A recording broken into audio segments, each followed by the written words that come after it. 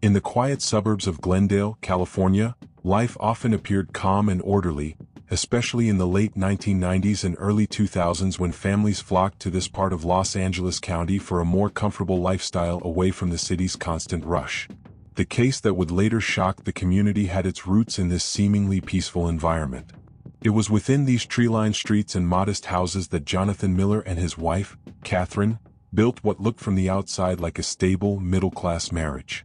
For more than 15 years, the Millers presented themselves as a typical couple, working, attending church occasionally, and spending evenings in their small but warm home on East Mountain Street. Neighbors described them as private but polite, a couple who waved when they walked their dog and who decorated their house every Christmas. Jonathan Miller, born in 1969, had grown up in Burbank, just a short drive from Glendale. He was raised in a strict household, the son of a retired firefighter and a schoolteacher. Discipline, order, and tradition had been the foundation of his upbringing, shaping him into a man who valued predictability and control. By the time he met Catherine in 2002, he was already working steadily as a project manager for a construction company. To those who knew him, Jonathan seemed hardworking, quiet, and somewhat serious, though at times his temper would surface when things did not go his way. Catherine, on the other hand, had a far different story. Born in 1978 under the name Christopher Allen Pierce in San Diego, she carried with her a history that few in Glendale would ever imagine. In her early 20s, after years of personal struggle, therapy, and savings, Catherine underwent gender confirmation surgery in 2001. It was the defining moment of her life, the point at which she was finally able to embrace the identity she had always felt within.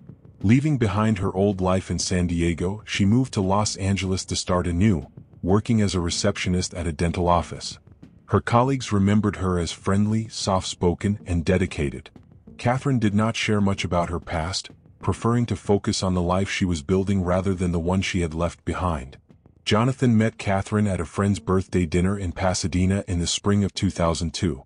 She was lively, engaging, and different from the women he had dated before. Their connection was quick and intense. By the following year, they were married in a modest ceremony at a local church in Glendale. To Jonathan's family, Catherine seemed like a good match, kind, supportive, and attentive to Jonathan's ambitions. Over the years, she became part of the family gatherings, the barbecues, and the annual 4th of July trips to Huntington Beach. For nearly 2 decades, the Millers built what many considered a typical suburban life. They never had children, but they shared a modest home and filled it with routines. Catherine managed the household and later took a job as an office administrator at a small insurance firm, while Jonathan continued his steady career in construction management. Financially, they were comfortable but not extravagant. They vacationed occasionally in Santa Barbara or Lake Tahoe, kept to a small circle of friends, and generally avoided drama. To outsiders, theirs was an ordinary marriage in an ordinary California suburb. Yet, beneath the surface there were subtle cracks that no one could see. Jonathan, deeply rooted in traditional beliefs, often expressed conservative views about marriage and identity. Friends recalled his occasional offhand remarks about modern lifestyles, or how people nowadays didn't value tradition. Catherine, while nodding along to avoid confrontation, carried her secret close to her chest. She had never revealed her past to Jonathan. For her, the decision had been a matter of survival. She feared rejection, judgment, and perhaps even violence if the truth were ever uncovered. In the early 2000s, conversations about transgender identity were far less open than today, and Catherine believed that her best chance at a stable, loving life was to keep the past buried. For nearly 18 years, the secret remained hidden. Catherine carefully maintained her story, ensuring that no traces of her former life surfaced. She had moved cities, changed jobs, and cut ties with many people from her past. She kept a small box of mementos, old photographs, letters, and hospital paperwork, tucked away in the attic of their Glendale home, buried under blankets and seasonal decorations. That box, forgotten for years, would become the spark of a tragedy that no one could have predicted. To the neighbors, the Millers represented the fabric of suburban California life, quiet, hardworking, polite. But in reality, their marriage carried an invisible fracture, one built on a secret that lay dormant for almost 2 decades. In February 2020, long before the world would hear of their names, the foundations of their seemingly ordinary marriage were already weakening. And by March of that year, A discovery inside that Glendale home would set in motion a violent chain of events that would leave one of them dead and the community forever haunted by the question of how little we truly know about the lives unfolding behind closed doors. By the time the year 2019 came to a close, Jonathan and Catherine Miller had been married for nearly 17 years. Their home at 1427 East Mountain Street in Glendale was modest but well kept, a single-story house with white shutters and a neatly trimmed lawn. Inside, it carried the cozy warmth of a long-shared life, family photos on the mantle, holiday cards pinned to the refrigerator, and the faint scent of lavender from Catherine's candles that burned almost daily. To anyone who entered, it felt like the kind of home where nothing extraordinary ever happened, just the simple rhythm of suburban living. Jonathan's days were structured and predictable. He woke early, often before 6 a.m., made coffee and scanned through local news before leaving for work. As a senior project manager at a construction firm in Burbank, his life revolved around schedules, budgets, and deadlines. He prided himself on his reputation as dependable, organized, and uncompromising. Colleagues described him as a man of few words but high standards. Though his temper sometimes flared at work when things didn't go as planned, he was generally respected for his efficiency and commitment. Catherine's routine was different. She worked as an office administrator at Glendale Mutual Insurance, a small firm just a 10-minute drive from home. Her job involved scheduling appointments, handling paperwork, and managing client calls. Though not glamorous, she took pride in being thorough and reliable. Her coworkers often commented on her calm presence and her ability to defuse tense situations with kindness. Outside of work, Catherine kept herself busy with household duties, tending to her small rose garden, and volunteering occasionally at the local library. Neighbors often noticed the contrast in their personalities. Jonathan was serious, deliberate, and somewhat withdrawn. Catherine, by comparison, was approachable, warm, and attentive. At neighborhood gatherings, she was the one who engaged in conversations, remembered birthdays, and brought homemade desserts. Jonathan tended to stay on the sidelines, nursing a beer or quietly watching the games on TV with other men. Together, they gave the impression of balance, Catherine's softness tempering Jonathan's rigidity. Their marriage, however, was not without its tensions. Friends who had known them closely admitted that Jonathan could be controlling at times. He liked things done a certain way, from how bills were paid to how the house was arranged. Catherine, though patient, often had to accommodate his habits to keep the peace. They rarely fought in public, but behind closed doors, disagreements occasionally escalated into shouting matches. Still, the conflicts always seemed to settle and life carried on as usual. By early 2020, their lives followed a predictable pattern. They had no children, a fact that sometimes drew curiosity but was never openly discussed. Catherine often told people they had chosen to focus on their careers and enjoy life as a couple, though the truth was more complicated. Deep down, she knew that the absence of children had been one way to keep her past from surfacing. Adoption or extended medical inquiries might have revealed details she worked so hard to conceal. Jonathan, though occasionally wistful about fatherhood, accepted the situation with quiet resignation. Their home life was filled with small rituals. Friday evenings were movie nights, with Catherine cooking pasta or ordering takeout while Jonathan picked a film. Sundays often involved errands and occasional church visits, though Jonathan's attendance had become irregular over the years. Vacations were simple: weekend getaways to the coast, drives to Santa Barbara, or short trips to Las Vegas. There was comfort in the routine, a sense of stability that gave the impression of a secure marriage. Yet, under the surface, Catherine lived with a constant, unspoken anxiety. Though she never showed it outwardly, the weight of her secret lingered in her mind. Each year that passed without Jonathan discovering the truth felt like a narrow escape. She told herself that her past was irrelevant, that the woman she had become was who Jonathan loved. Still, the fear remained, a shadow that occasionally surfaced in moments of silence, when Jonathan made an offhand remark about people hiding who they really are, or when political debates about gender identity appeared on the news. Catherine would smile faintly, change the subject, and pray that Jonathan never stumbled across the remnants of her former life. Jonathan, meanwhile, remained oblivious. He saw his wife as the woman he had married, supportive and steady. To him, their marriage had its ups and downs like any other, but nothing seemed out of the ordinary. If he ever suspected that Catherine carried a secret, he never voiced it. His focus was always on work, finances, and maintaining order in their lives.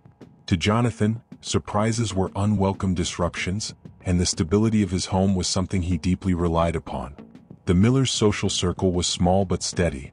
They occasionally visited Jonathan's parents, who still lived in Burbank, though his mother's declining health made visits more difficult. Catherine maintained friendly ties with co-workers and neighbors but rarely spoke about her own family. She told people her parents had passed away years earlier and that she had lost touch with distant relatives. In truth, she had severed ties with much of her biological family after her transition, choosing to rebuild her life without their judgment and rejection. As the months rolled into the start of 2020, nothing in the Millers' life suggested the storm that was about to break. Their neighbors saw them as ordinary. Their friends believed they were stable. Even Catherine herself began to think she might carry her secret to the grave, safely hidden in the attic box that had gathered dust for nearly 2 decades. But life has a way of unearthing what we try hardest to bury. And in March 2020, during a routine evening at home, Jonathan's curiosity would lead him to that attic, to the box, and to the truth that Catherine had worked her entire adult life to keep hidden. On the evening of March 14, 2020, Glendale, California, was quiet. The day had been unremarkable. A mild Saturday with temperatures hovering in the low 70s, the kind of weather locals often took for granted. Jonathan and Catherine Miller had spent most of the day at home. Catherine had cleaned the kitchen, caught up on laundry, and watered her roses in the backyard, while Jonathan spent hours in the garage sorting through tools and boxes that had accumulated over the years. The attic, however, had been left untouched for nearly a decade. Dust and cobwebs clung to the wooden beams above, and the boxes stored there carried layers of forgotten history. Jonathan had always disliked clutter, and with extra time on his hands that weekend, he decided it was time to tackle the space. Catherine, preoccupied with preparing dinner, hardly noticed when Jonathan pulled down the attic ladder in the hallway and climbed up with a flashlight. He began shifting boxes, opening lids, and tossing aside what he considered junk. Old blankets, holiday decorations, and stacks of outdated tax records filled the cramped space. It was during this search that Jonathan stumbled upon a small, weathered shoebox pushed far back into a corner. The box was taped shut, its edges frayed with age. At first, he thought it might contain photos or childhood keepsakes, perhaps something Catherine had forgotten. But curiosity urged him to peel away the tape. Inside, he found a collection of items that seemed strangely out of place. Old photographs of Catherine from her younger years, though the person in the pictures appeared subtly different, almost unrecognizable. Alongside them were letters, yellowed with time, and a set of medical documents.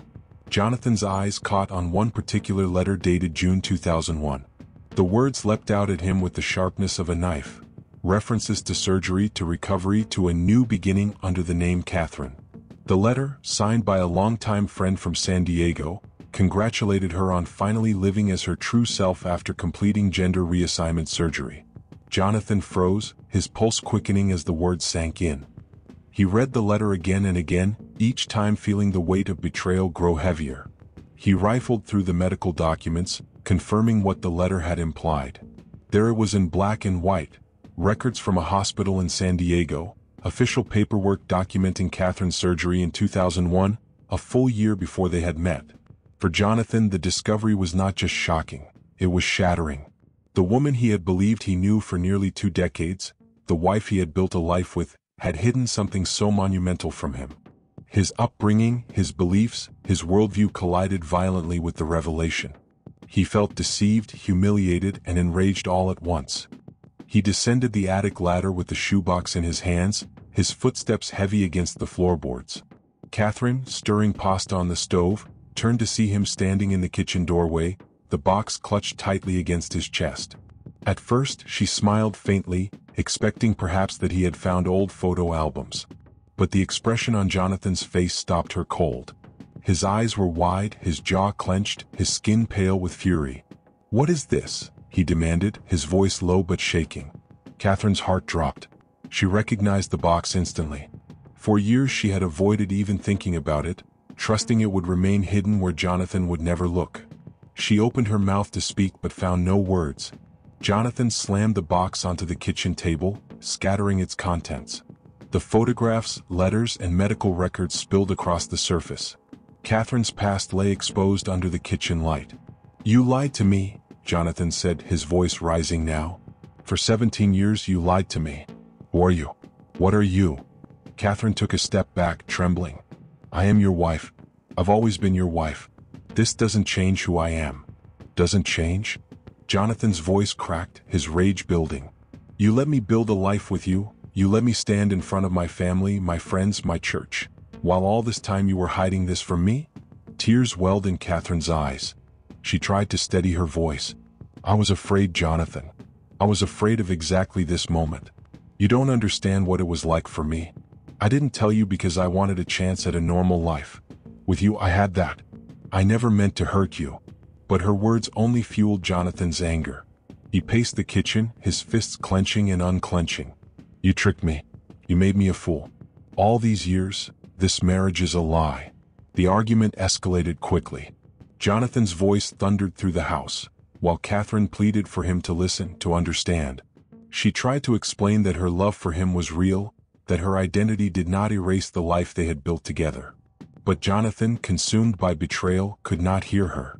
By 9:30 p.m., the confrontation reached its breaking point.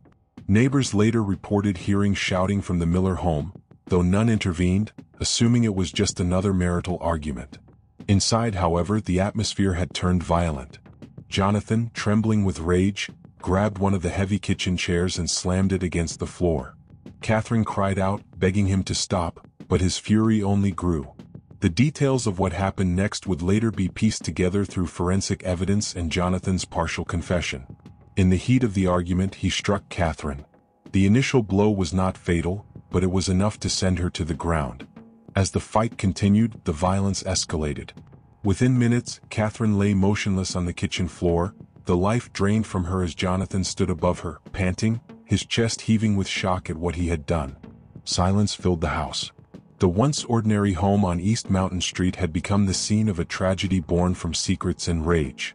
Jonathan stared down at his wife, the reality of the irreversible act sinking in. In that moment, the stability he had valued so deeply, the life he had built on predictability and order, collapsed entirely. Outside, Glendale remained quiet. Cars passed on the street. Neighbors prepared for bed. No one yet knew that behind the white shutters of the Miller home, a long-buried secret had just erupted into deadly violence. On the morning of March 15, 2020, Glendale awoke to another calm Sunday. But inside 1427 East Mountain Street, silence lingered with a far more sinister weight. Catherine Miller's lifeless body lay in the kitchen, while Jonathan Miller sat slumped against the wall, exhausted from a sleepless night, his mind fractured between denial and panic. He had not called anyone, not the police, not an ambulance. Hours slipped by as he sat in shock, staring at the blood-stained floor and the woman he had once vowed to protect. It was around 8 a.m. when the first signs of trouble surfaced. A neighbor, Linda Martinez, noticed that the Miller's dog had been left outside far longer than usual. She saw the animal pacing anxiously in the backyard, barking in short, frantic bursts. By 10 a.m., Linda, unsettled by the unusual scene, decided to check on the couple. She walked over, knocked on the front door, and called out their names. There was no answer. She tried again, louder this time, but still nothing. Growing uneasy, Linda phoned another neighbor, Richard Harris, who agreed to accompany her back to the house. Together they peered through the windows. The living room appeared undisturbed, but when Richard circled toward the kitchen window, he froze. There, on the tiled floor, he caught a glimpse of what looked like a body. Within minutes, Glendale Police Department received a 911 call reporting a possible emergency at the Miller residence. At 10:42 a.m., officers were dispatched. Patrol cars arrived shortly after, lights flashing, and the quiet neighborhood suddenly became a scene of chaos. Officers knocked loudly on the door, commanding anyone inside to respond. When no one answered, they forced entry. What they found was chilling. Catherine Miller's body lay sprawled on the kitchen floor, showing clear signs of trauma. Blood had pooled near her head, partially dried from the hours that had passed. Nearby sat Jonathan, his shirt stained, his face pale and hollow. He did not resist when officers approached. Instead, he muttered a single phrase over and over, "She lied to me, she lied to me." Jonathan was immediately taken into custody, while paramedics confirmed Catherine was deceased. Detectives from the Glendale Police Department's Homicide Division were called to the scene. Among them was Detective Laura Bennett, a seasoned investigator known for her meticulous attention to detail. She quickly secured the house as a crime scene, ordering forensic teams to begin their work. Inside the kitchen, investigators documented every trace of the altercation: the overturned chair, the scattered papers from the shoebox, the medical documents that had triggered the fight. Photographs were taken, fingerprints lifted, and samples of blood were collected. The shoebox itself, with its letters and medical records, was carefully sealed as evidence. Detective Bennett noted Jonathan's demeanor from the start. He appeared disoriented, his answers fragmented. During initial questioning at the scene, he admitted that an argument had escalated but insisted he hadn't meant to kill her. His words painted the outline of a man overwhelmed by rage and betrayal, though the precise details remained unclear. By the afternoon, news of the incident spread quickly through the neighborhood. Residents, still stunned, gathered in small groups outside their homes, whispering about what had happened. Many struggled to reconcile the tragedy with the image they had of the Millers as a quiet, ordinary couple. Reporters began arriving by late evening, their cameras capturing the police tape and flashing lights that marked the once peaceful home. Meanwhile, Catherine's co-workers at Glendale Mutual Insurance received word of her death through social media and phone calls. Shock rippled through the office. Colleagues remembered her as kind, dependable, and private. None had any inkling of the secret that had fueled the deadly argument, and in those early hours, speculation ran wild. At the Glendale Police Department, Jonathan was formally booked on suspicion of murder. During his first recorded interview that evening, he spoke in bursts, sometimes angry, sometimes sorrowful. He explained how he had gone into the attic, how he had discovered the letters and medical documents, and how the revelation had left him feeling tricked. He described confronting Catherine, their argument, and how he lost control. Detective Bennett pressed him on specifics. What exactly had he done? Did he strike her with an object? Did he intend to kill her? Jonathan's answers shifted. At times, he claimed he only shoved her, that she had fallen and hit her head. At other times, he admitted to striking her multiple times in anger. The inconsistencies only deepened the detective's suspicions. The autopsy, conducted 2 days later at the Los Angeles County Coroner's Office, would clarify some of those details. Catherine had suffered multiple blunt force injuries to the head and torso, consistent with being struck repeatedly. Defensive wounds on her arms suggested she had tried to shield herself during the assault. The coroner ruled her death a homicide caused by blunt force trauma. Back at the crime scene, forensic analysts pieced together the narrative.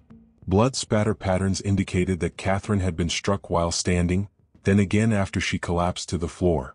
The scattered papers and overturned chair confirmed the fight had turned physical within the kitchen. Nothing suggested premeditation. There were no signs Jonathan had planned the attack in advance.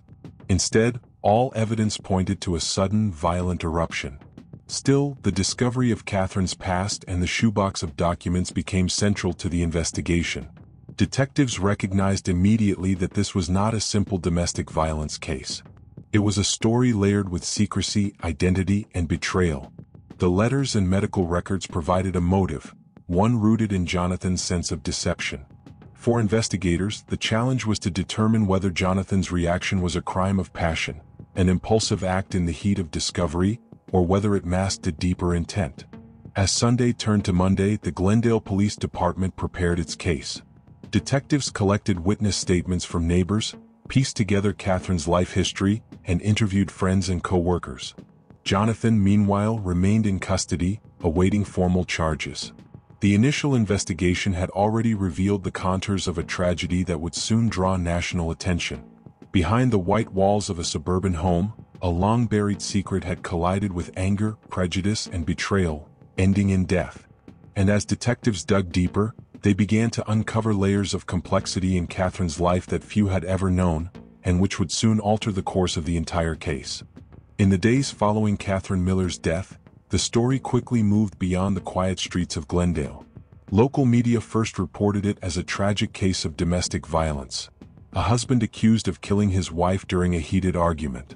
But as investigators released more details, the narrative shifted dramatically.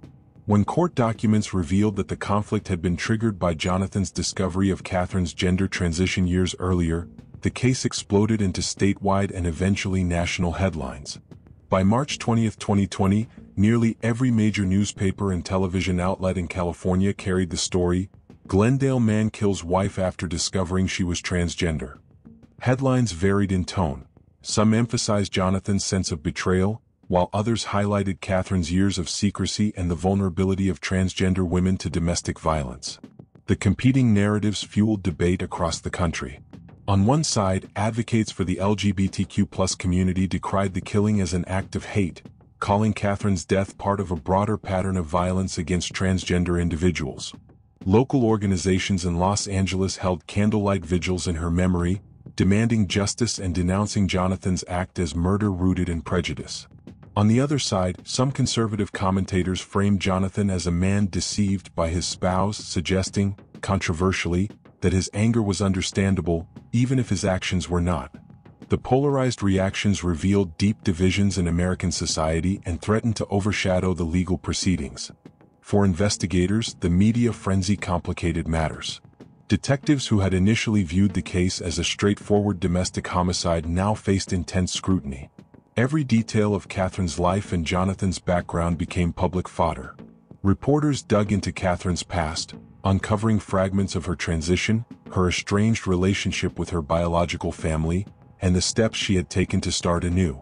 Former acquaintances from San Diego surfaced, providing stories of her struggles, resilience, and eventual decision to leave her old life behind. The prosecution team, led by Deputy District Attorney Karen Douglas, recognized the case's complexity. Their challenge was to present Catherine not as a secret keeper or deceiver, but as a woman who had built an authentic life, only to have it violently taken away. At the same time, they needed to dismantle any defense narrative that Jonathan's discovery somehow mitigated his actions. The defense, however, pursued exactly that angle. Jonathan's court-appointed attorney argued that his client had experienced extreme emotional distress upon discovering his wife's past, suggesting the crime was a heat of passion killing rather than premeditated murder. If successful, the defense could potentially reduce the charge from second-degree murder to voluntary manslaughter, carrying a significantly lighter sentence. Detective Laura Bennett, still leading the investigation, knew that the box of letters and medical records would become central evidence. But what surprised her most came from a deeper dive into Jonathan's personal life. Interviews with co-workers and family revealed a man increasingly frustrated in the months leading up to the killing. Stress from work projects, financial strains, and simmering resentment about his childless marriage painted a picture of someone already on edge. While Jonathan had no prior criminal record, several co-workers recalled his temper flaring in alarming ways, slamming desks, shouting at subordinates, storming out of meetings. These patterns suggested that Catherine's revelation might not have been the sole trigger, but rather the final spark in a long buildup of anger and dissatisfaction. The turning point in the investigation came when forensic analysts uncovered additional evidence that contradicted Jonathan's initial version of events. He had claimed that the fight began suddenly in the kitchen after confronting Catherine, but fingerprints on the attic ladder and traces of Catherine's blood near the hallway suggested she had followed him upstairs during the discovery. Witness statements from neighbors, who heard not just shouting but a woman scream before 9:30 p.m., added weight to the theory that the confrontation was more prolonged and violent than Jonathan admitted. Perhaps the most significant twist emerged from Catherine's workplace. Detectives learned that just weeks before her death, Catherine had confided in a close co-worker, hinting that she feared her husband might one day discover her secret. She had spoken vaguely about a box of old letters she wished she had destroyed, and about Jonathan's increasingly conservative remarks that made her feel unsafe. That statement, recorded in the co-worker's written testimony, provided prosecutors with a chilling suggestion. Catherine may have sensed the danger looming over her, even if she could not predict how swiftly it would arrive. By April 2020, as Jonathan's arraignment approached, the courtroom became a stage for competing narratives. Protesters gathered outside with signs that read "Justice for Catherine" and "Protect Trans Lives." On the other side, smaller groups held placards claiming he was betrayed. The emotional weight of the case was undeniable, and it placed immense pressure on the judicial system to deliver a verdict that balanced law, morality, and the volatile opinions of the public. For Detective Bennett, the case was no longer just about one couple in Glendale. It had become a mirror reflecting society's unresolved conflicts about gender, identity, and violence. The twist wasn't only in the evidence or courtroom strategy, it was in the way Catherine's life and death revealed the fragile boundaries between truth and secrecy, love and rage, acceptance and prejudice. As spring gave way to summer, the Miller case showed no signs of fading from the headlines. The story had outgrown Glendale, embedding itself into national conversations. But within the court documents and police files, the central truth remained stark. On the night of March 14, 2020, a secret buried for nearly 2 decades had been unearthed, and its revelation had unleashed a storm of violence that ended a life and reshaped countless others. By the summer of 2021, more than a year after Catherine Miller's death, the courtroom of the Los Angeles County Superior Court had become the focal point of national attention. The case, formerly titled The People of the State of California versus Jonathan Miller, had drawn reporters from across the country. Each day, journalists crowded the courthouse steps, eager to capture the latest developments in a trial that was as much about identity and secrecy as it was about murder. Inside the courtroom, the atmosphere was thick with tension. Catherine's friends, co-workers, and neighbors filled the benches on one side, while Jonathan's family sat stiffly on the other, their faces drawn with grief and discomfort.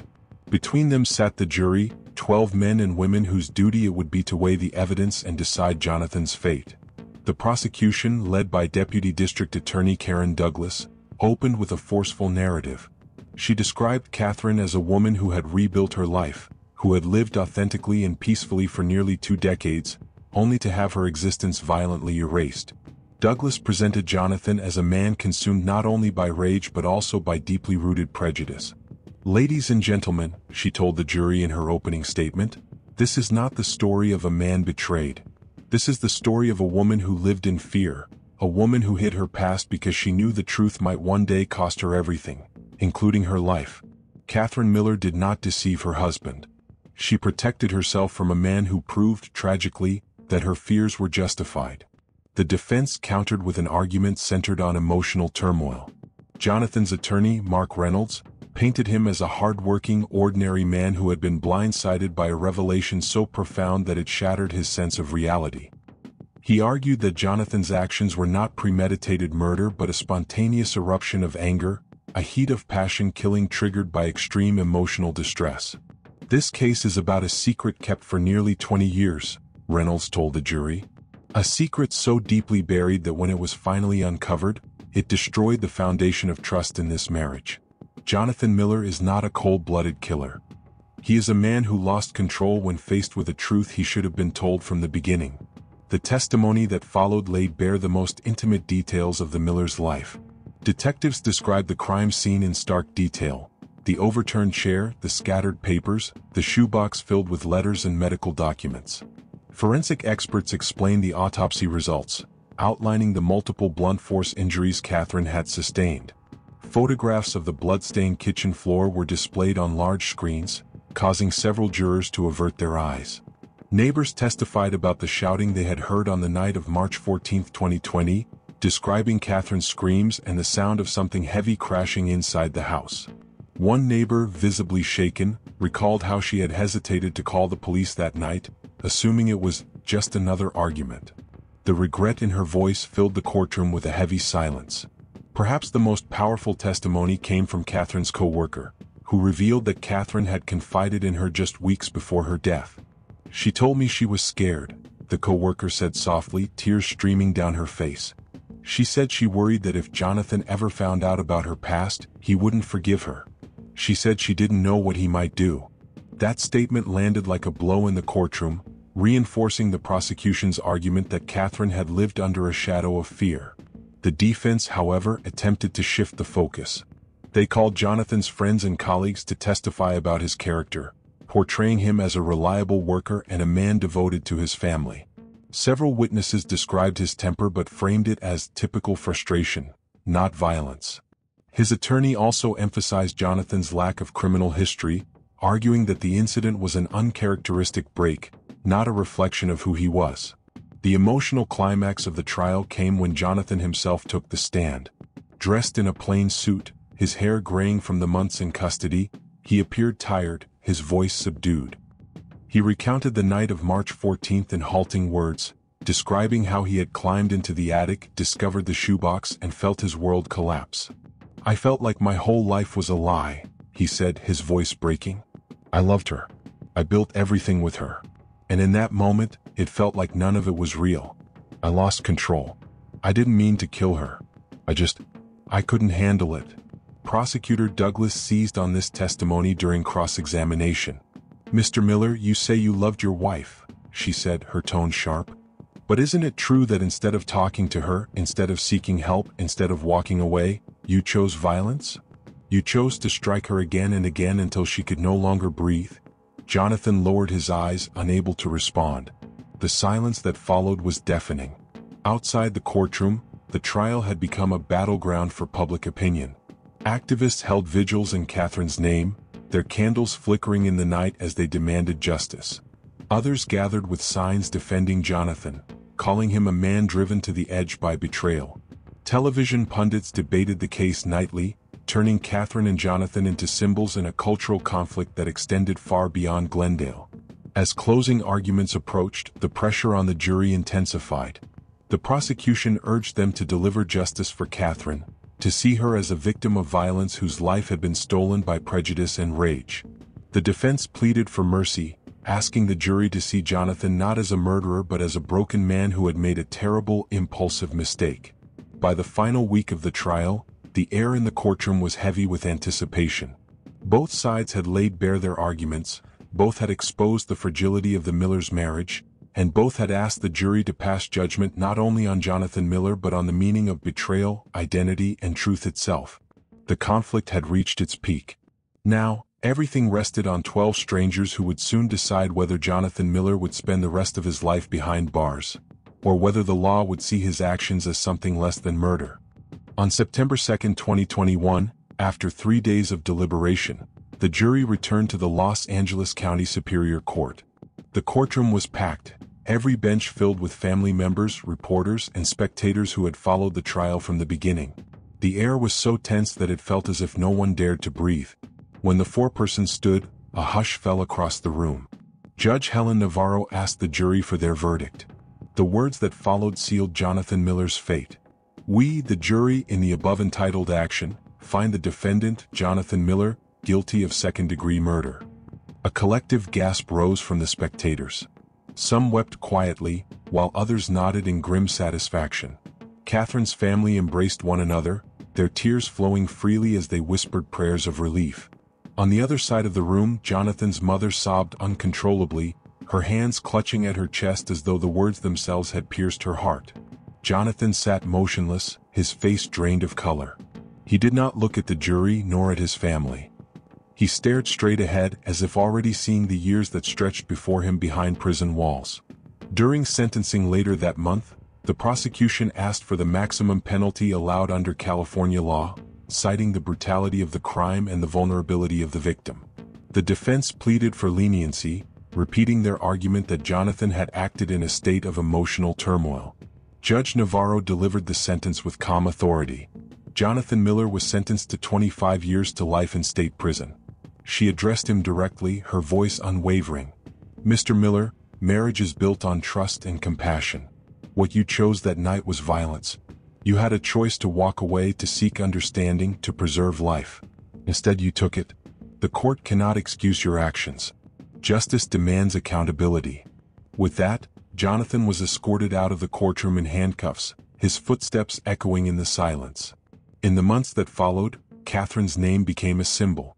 Advocacy groups honored her memory, speaking of her courage to live authentically and the tragic consequences of the secrecy she felt forced to maintain. Her story was told at vigils, in community forums, and on national television, sparking conversations about acceptance, prejudice, and the right to live without fear. For Jonathan, prison life became his new reality. Stripped of his freedom, he spent his days in reflection, though whether remorse weighed heavier than anger remained unknown. His children, caught between love for their father and grief for their mother, faced a fractured future that no court ruling could repair. The Miller case left an indelible mark on California's legal and cultural landscape. It was remembered not only as a story of violence within a marriage but also as a tragic reminder of how secrets, identity, and intolerance could collide with devastating results. And so, in the quiet streets of Glendale, the Miller home stood as a somber relic, its lights darkened, its walls carrying echoes of the night when trust broke, when love gave way to rage, and when a secret long buried was unearthed with fatal consequences.